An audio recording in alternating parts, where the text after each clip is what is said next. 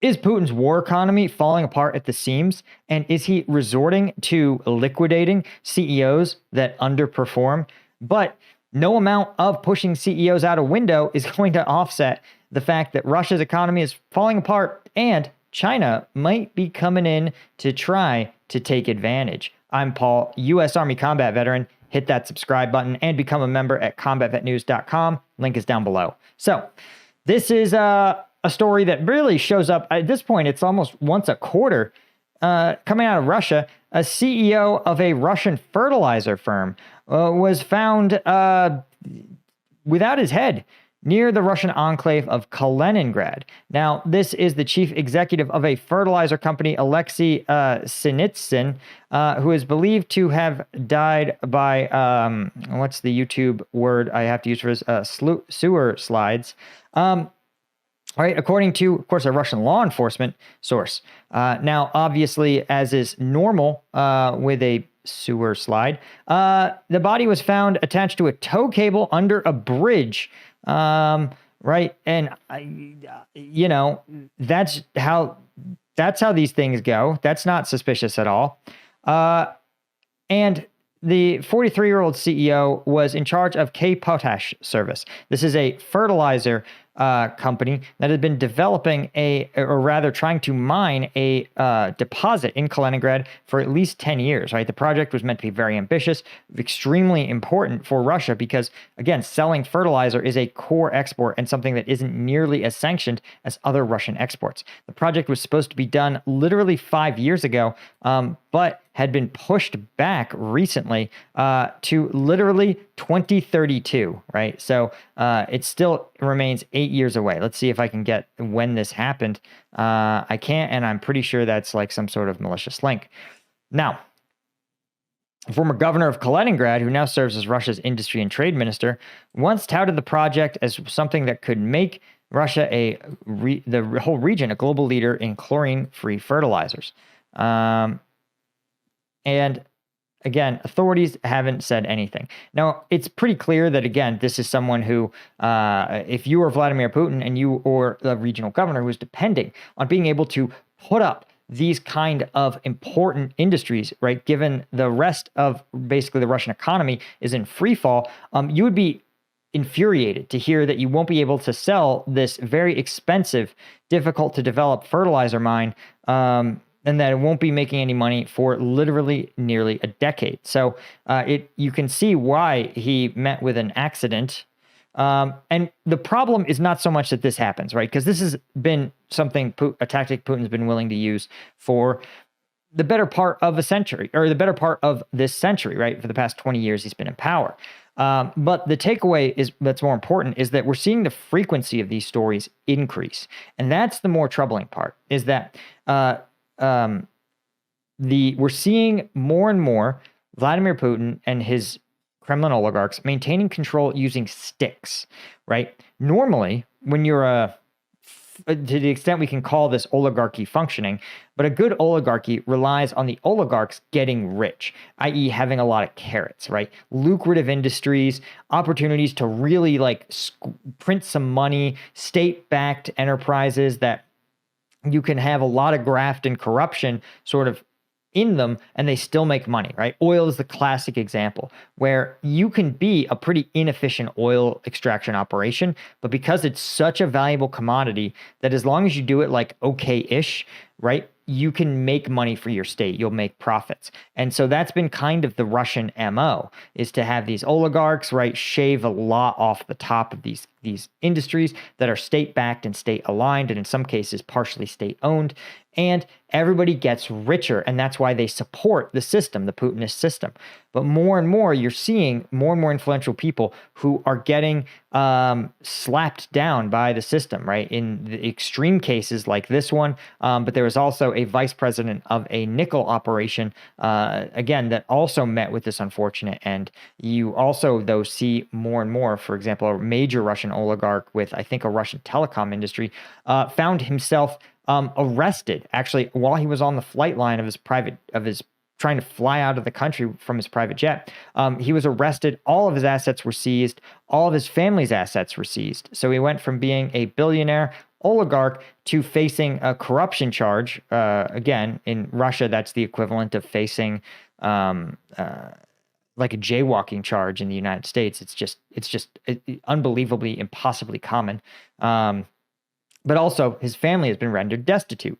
So you're seeing more and more, right? We saw high-level Russian generals who are also facing these corruption charges, which again is like charging a Russian general with embezzling funds is as ridiculous as charging an American general with having a uniform, right? They are simply, it is so common, it's almost a requirement. And this is a sign, again, that more and more of the Russian economy is basically functioning solely based on extreme threats and extreme coercion, right? And it should tell you something, that getting this plant operational was literally a life or death challenge for this guy, and he still couldn't do it. And we're seeing that, right, in the broader Russian economy, right? China, for example, that at this point is the only country providing sanctioned Russia with commercial goods, right, has had a record drop in its trade with Russia, which says that, again, Russian consumers, Russian businesses are not able to afford even Chinese goods, even cheap Chinese goods, right? China's exports to Russia fell literally by 16%. That's not a small number, okay? Usually, right, a healthy economy where both economies are growing, let's say 1% to 2%, you should see, again, a 1% to 2% increase. So the fact that you're seeing instead a 16% collapse is a sign that the Russian economy just isn't nearly as healthy as it was even 12 months ago, right? In fact, 6% of that loss is just from July, 60 days ago. And of course, Russian shipments to China are also falling, which again, sometimes you get these like trade rebalances where usually it's because of currency manipulation. But but the fact that both sides are just reducing total trade volume is an even worse sign. It says that this is real economies that are not, the real Russian economy is neither able to produce goods at scale nor import goods at scale. Gasoline prices, right, in Russia are continuing to just grow exponentially. They were already at a record high in August, and now they are even higher still, right? In fact, they are an all-time historic high of literally $1,000 per ton to get simple unleaded gasoline. And this is, of course, in response to Ukrainian drone strikes that have crippled Russia's refining capability, meaning that while Russia can still sell raw crude oil abroad, it can't refine it. And because it also struggles to import it, it's really become punishing for the average Russian consumer. Russia's energy ministry convened to discuss how to stabilize this problem, including requesting that oil companies divert additional volumes of diesel from export pipelines to the domestic market and encouraging traders to purchase fuel in a more consistent manner to get discounts from suppliers. There's also been adjustments to refinery repair schedules to avoid periods of peak demand to mitigate this ongoing supply crunch. But again, what we're seeing is just it on every front. The average Russian consumer is getting absolutely cooked, right? Russian corporate losses are their highest level since the pandemic. But remember, crucially, the Russian economy was able to weather the pandemic because there was a surge of government money that went into it. But the government money has been surging into the economy for 4 years. The Russian ruble, again, isn't stable enough. The Russian inflation is out of control. Employment is, you can't surge. There's no amount of capital expenditure that Russia can do at this point to stabilize its businesses, right? Because you can't, no amount of cash is going to substitute for the million workers that have been killed. It's not going to substitute for the billions of dollars of economic activity that is being siphoned off into the military industrial complex, that instead of making the economy more productive is simply building weapons that then get exploded in Ukraine. So this whole thing is starting to really come apart. And what we're seeing, of course, is Russia's lifeline does appear to still be China.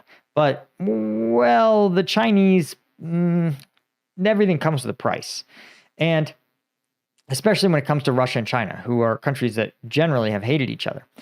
And so reportedly, Chinese regulators are going to Russian firms, particularly those that aren't fully sanctioned, and offering what they call panda bonds. Now, this is significant because it is a loan, right?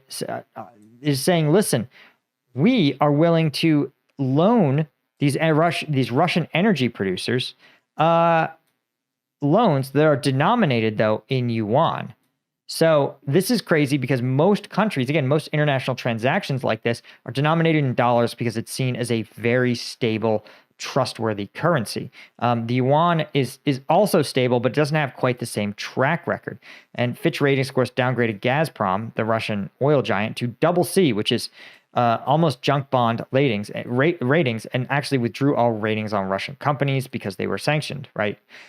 So this, I think, is a sign, again, that for these companies, right? It's not the same thing as necessarily China taking a stake in these companies, but instead, China is going to become a major creditor to these Russian firms. And these Russian firms are going to have to pay those debts in yuan.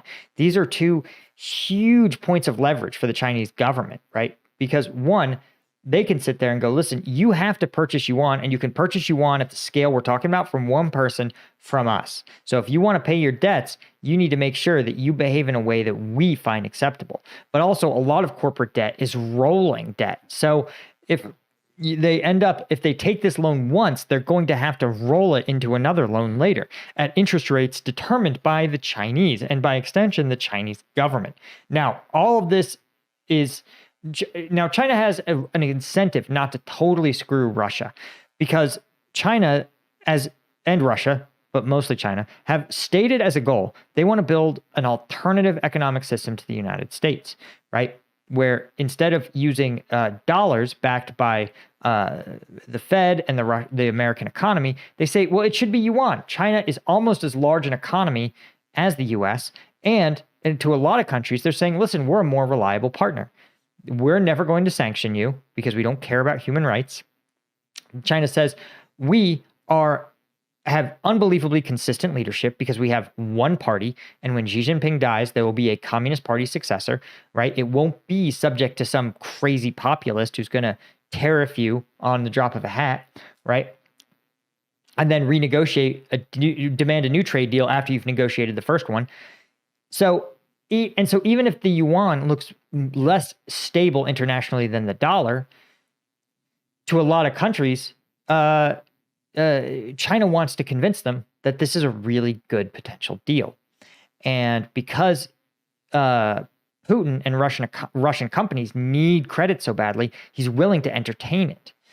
And I think for Xi Jinping, what he wants to do, what happens a lot in finance, is that once one major entity proves something is acceptable or possible, then a floodgate of other entities come in and say, hey, we could use that too. And so having a major company, again, it won't be a sanctioned Russian entity. They've talked about that. But that it will be 2 or 3 companies to begin with, borrowers, unsanctioned entities like Rosatom, the Russian nuclear company, right? Other Russian energy firms, right, have already had a credit rating designated like Novatek and Zarhubezhneft, right? These have already actually been rated by the Chinese rating agencies, which of course have given them the top AAA rating as the most stable possible company. It's strategically important despite geopolitical risks, right?